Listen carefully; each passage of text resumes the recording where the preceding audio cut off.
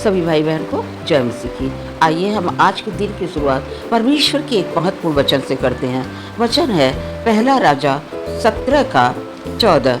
यहाँ लिखा हुआ है, क्योंकि इज़राइल का परमेश्वर यहोवा यूँ कहता है, जब तक यहोवा भूमि पर मेघ न बरसाएगा तब तक न तो उस घड़े का मैदा समाप्त होगा और न उस कुप्पी का तेल घटेगा। यहाँ पर परमेश्वर अपने मुख को खोलकर आशीष दे रहा है। किस जगह को आशीष दे रहा है, ये कहानी आप सभी लोग जानते होंगे, जो एलिय्याह नबी और सारपत की विधवा का है। एक बार परमेश्वर ने एलिय्याह से कहा कि तू सारपत नगर को चला जा, जहाँ तेरे खाने का प्रबंध मैंने एक विधवा के द्वारा किया है। और वहाँ जब एलिय्याह जाता है और वह उससे खाने के लिए कहता है, तो कहती है कि मेरे पास, उसने कहा, तेरे परमेश्वर यहोवा के जीवन की शपथ, मेरे पास एक भी रोटी नहीं है, केवल घड़े में मुट्ठी भर मैदा और कुप्पी में थोड़ा सा तेल है, क्योंकि उस समय अकाल पड़ा हुआ था। और मैं तो एक लकड़ी बीन कर लिए जाती हूँ और अपने बेटे के लिए पकाऊं। उस विधवा का एक ही बेटा था। वो कहती है, मैं लकड़ी बीन कर जा रही हूँ कि मैं रोटी पकाऊं और यही अंतिम रोटी मैं खाऊं, क्योंकि इसके बाद मेरे पास कुछ भी नहीं है, हम खाएं और मर जाएं। एलिय्याह ने उससे कहा, मत डर, जाकर अपनी बात के अनुसार कर, जैसा तू चाहती है कि बेटे के लिए बनाऊं, खाऊं और मर जाऊं कर, मगर पहले मेरी बात मान, एक छोटी सी रोटी बनाकर मेरे पास ले आ। हम इस वचन के द्वारा यह सीखते हैं कि जब हमारे जीवन में कमी होती है, घटी होती है या तकलीफ होता है, दुख विपत्ति होती है, बड़ी मुश्किल से हम अपने लिए 2 जून की रोटी जुटा पाते हैं, उस समय कभी कभी परमेश्वर हमारी परीक्षा लेने के लिए अपने नबी को भेजता है, अपने ऐसे लोगों को भेजता है जिसके द्वारा हम परमेश्वर को यह बता सके कि हे यहोवा, हे परमेश्वर, हे मेरे ईश्वर, हम तेरे लिए सब कुछ करने को तैयार हैं।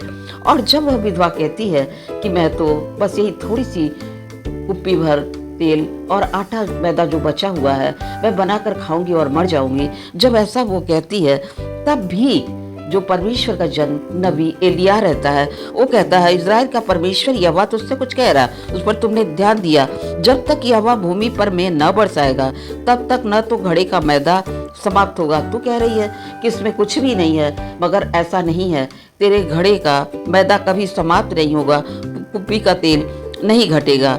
तब वह चली गई, इतना उसने सुना और वह चली गई और उसने वचन के अनुसार रोटी पकाई और लाके उसके सामने रखा और एलिय्याह नबी ने खाया।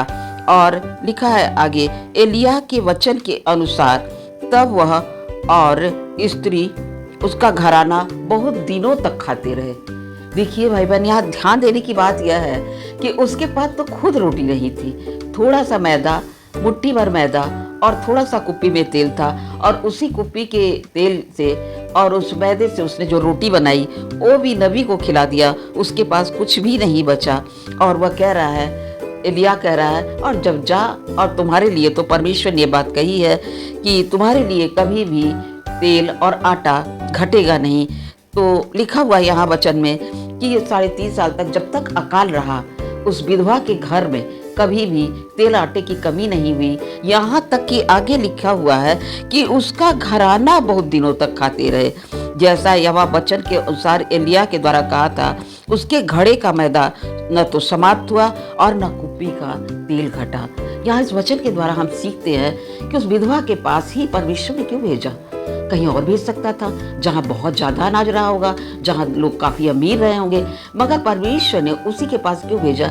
शायद उससे पहले उस सारपत की विधवा का नाम रहा होगा कि वो बहुत दानी है, बहुत अच्छी है, बहुत अच्छे स्वभाव की है, नबियों का आदर करती है, इसलिए परमेश्वर ने भेजा होगा। और परमेश्वर कभी कभी हमें परखने के लिए भी ऐसे लोगों को भेजता है। हम देखते हैं हमारे जीवन में भी कभी हम दुख और संकट के द्वारा जिस रोटी को जुटाते हैं, उसी रोटी को खाने वाला, मांगने वाला कभी आ जाता है। तो इस वचन के द्वारा हम सीखते हैं, यदि जीवन भर की आशीष हमें प्राप्त करनी है तो हम कभी किसी को ना कहें, बल्कि अपने जितनी हमारी औकात है उसके हिसाब से हम उसे जरूर रोटी दें, यानी उसकी ज़रूरतों को हम सुने। जैसा परमेश्वर ने इस वचन में कहा है, यही वचन आपके जीवन में पूरा हो। इस वचन के द्वारा परमेश्वर आप सभी भाई बहन को बहुतायत से आशीष दे। सबको जय मसीह।